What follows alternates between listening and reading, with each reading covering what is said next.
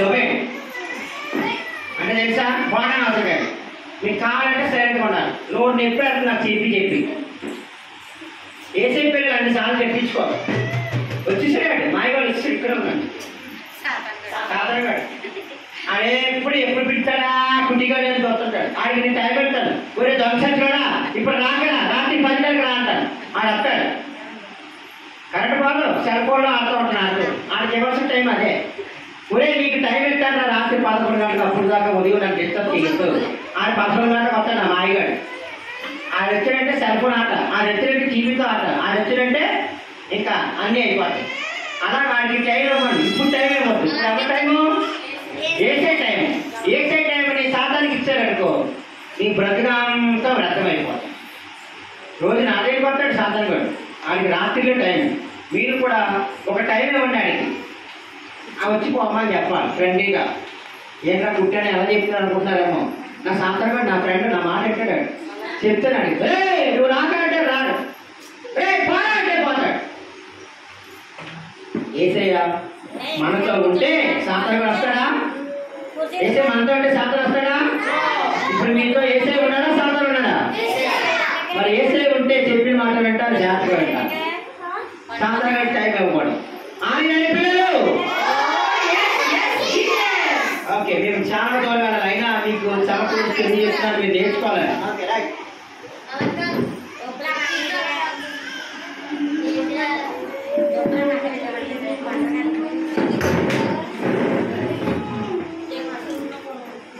పాడవు right. ఎవరికైనా నేను కోపం తిరిగాను. దేవుడు వాక్యం చెప్పినప్పుడు అలా చేస్తాను.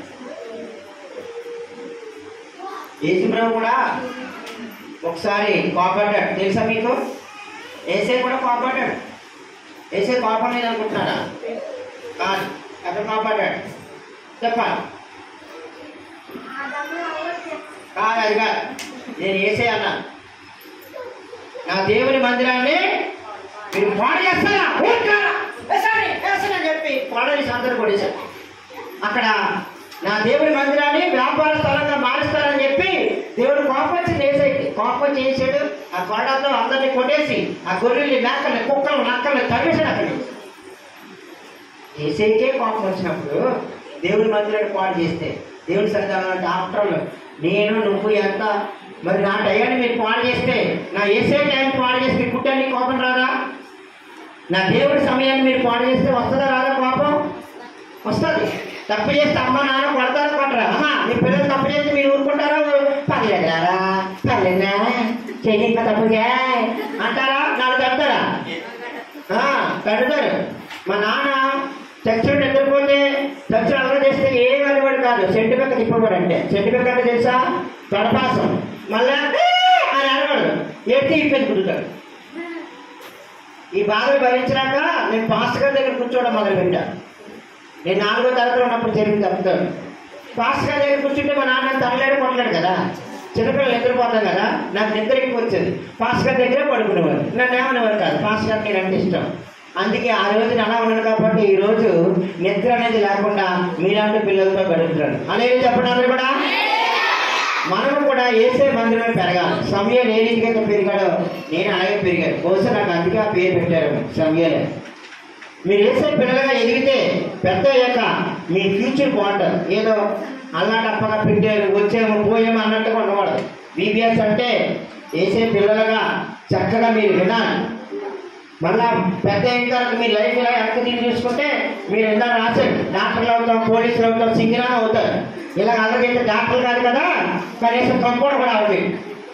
పోలీసు కాదు కదా, దొంగలు అవుతారు. మరి పోలీసు అవ్వాలంటే డాక్టర్లు అవ్వాలంటే ఎలా ఉండాలి?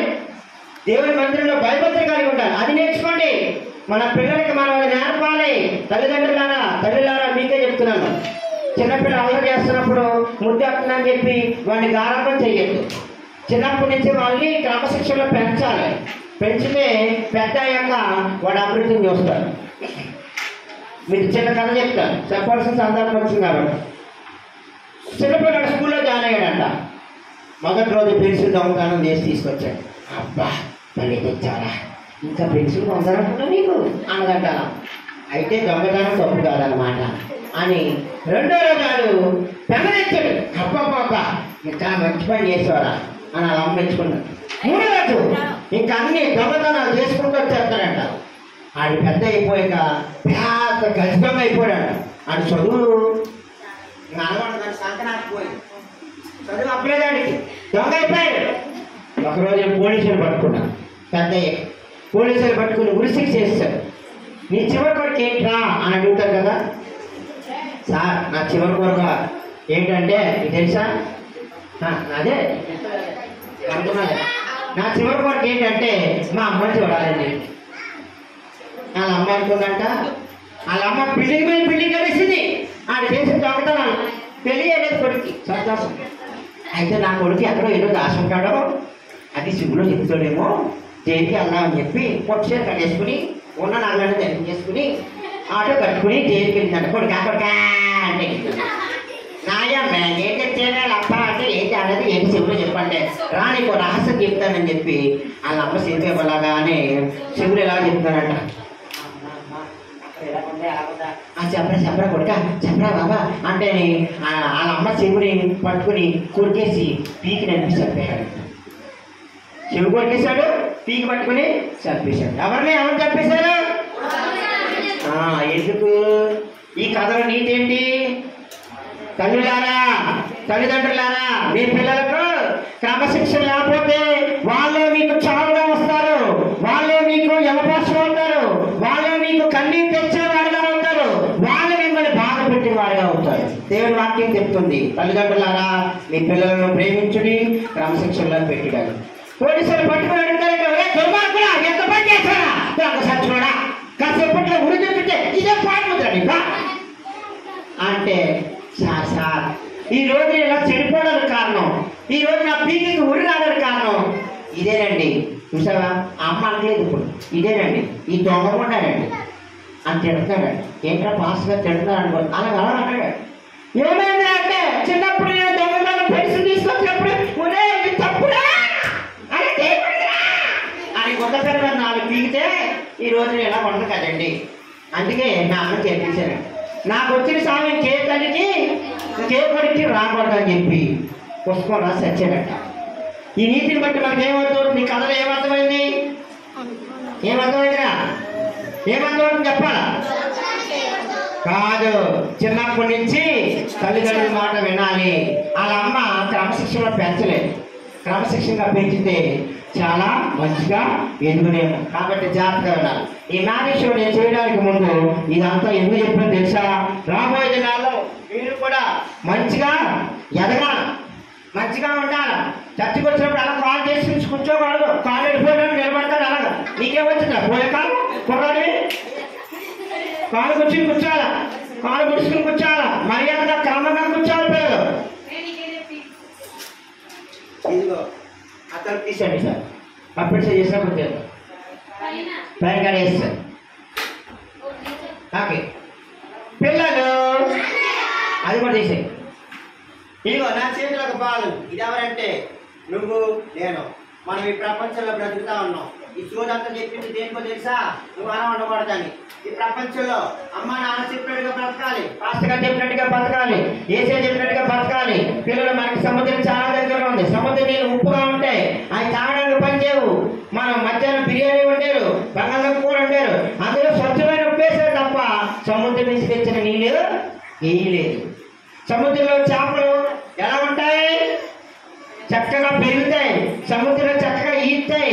కానీ సముద్రం నుంచి తెచ్చిన చేపలు కానీ రొయ్యలు కానీ పీతలు కానీ అమ్మ ఇంటికాడ వండినప్పుడు మాత్రం ఉప్పు వేయకుండా మానదు. ఎందుకో తెలుసా?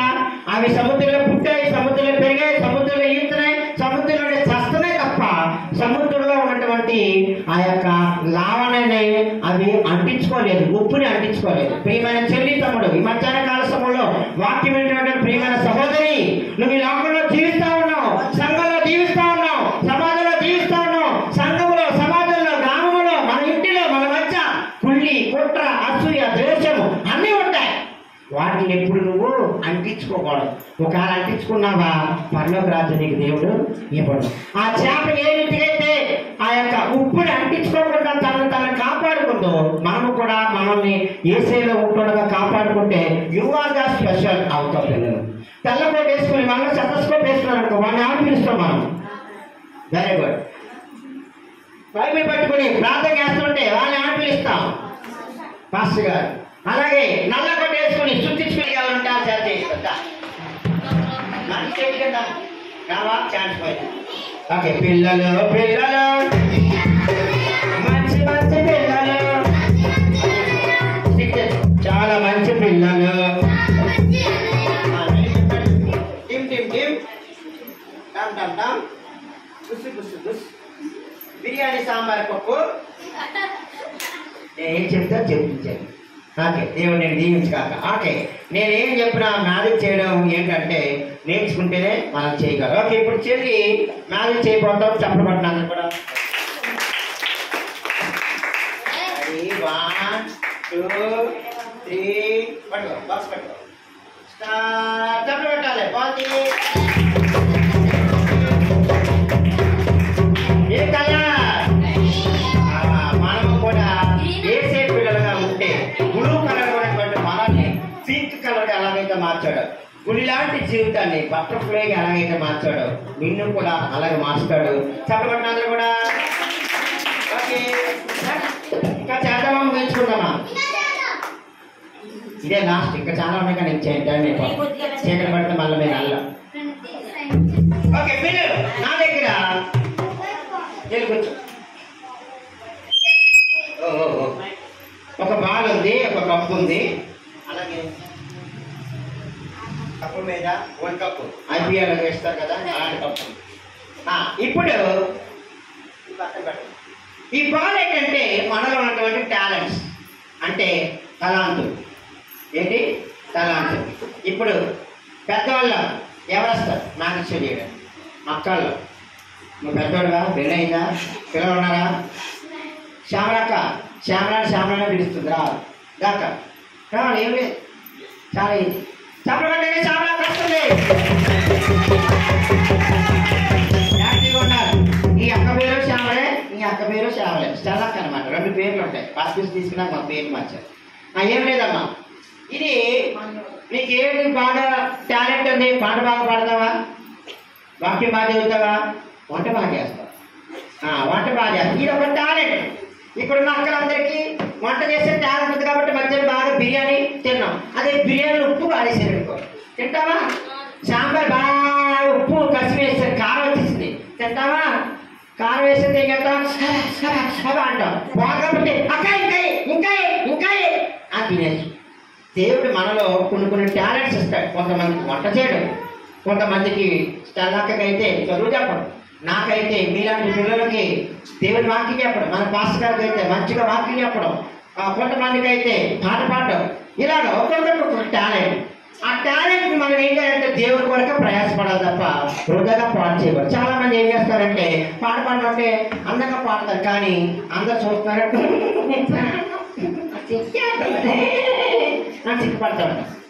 సిగ్గుపడతారనుకో, ఆ సిగ్గు సేవాడు అయిపోద్ది. ఇంకా దేవుడు నీలో ఉన్నటువంటి టాలెంట్ని దేవుని కొరకే ఉపయోగించాలి. ఇప్పుడు ఈ టాలెంట్ని ఇదిగో అక్క చేతిలో పెట్టారు కదా, ఈ బాల్ ఇద్దరే అక్క, ఈ టాలెంట్ బాల్ శ్యామలాకి ఇచ్చే. ఇప్పుడు అక్క వంట బాగా చేసినారు, పొగిడితే ఇప్పుడు అక్కకి ఏమొచ్చినాయి? పొగులు వచ్చేసి ఏమొచ్చినాయి అనుకున్నాం. ఇప్పుడు మళ్ళా వీబీఎస్కి మళ్ళీ అక్క నువ్వే వంట చేయాలా? ఇక అక్కలు అందరూ సాంబార్ బిర్యానీ అందరూ వెళ్ళి ఉంటారు అనుకో, ఇప్పుడు నేను బాగా వంట చేస్తాను అని వెళ్ళి గొప్పని పొరపాటున ఉప్పు ఎక్కువేసింది. అప్పుడు ఏమైనట్టు? అక్కలో ఉన్నటువంటి వంట టాలెంట్ ఏమైంది? ఎగిరిపోయింది. ఆ ఉప్పుని బయట తీయగలవా? కానీ ఏసే దగ్గర కూడా మనం అంతే. మనం పాపం చేసినా, తప్పు చేసినా మనం ఒప్పుగా ఏసయ్యా నేను పాపిని, నన్ను క్షమించు, నాలో టాలెంట్స్ మరిగిపోకుండా మళ్ళా దయచేసి అడిగితే పోయిన టాలెంట్కి వంట బాగా చేసి అక్క టాలెంట్ని దేవుడు తిరిగి ఇస్తాడు. ఓకే అది అయిపోయింది. ఇప్పుడు ఈ కొత్త మళ్ళా తిరిగి వస్తుంది. చూడండి, మళ్ళీ నేను మ్యాజిక్ చేస్తే ఎలాగైతే వస్తుందో మనం వేసే ప్రార్థన చేస్తే పాడైపోయి మన జీవితాన్ని మళ్ళీ స్పెషల్గా మార్చిపోతాడు. అంటే చెప్పలేండి పిల్లలు అది అక్కడక్కరా సింకరాపరా జింబా జుంబా డుమ్ టింగా డింగా డుమ్. ఓకే చప్పట్లు అందరూ కూడా.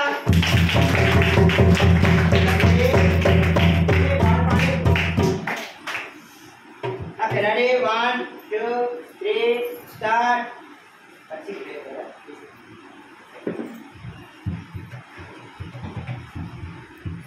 చప్పట్లు అందరూ కూడా.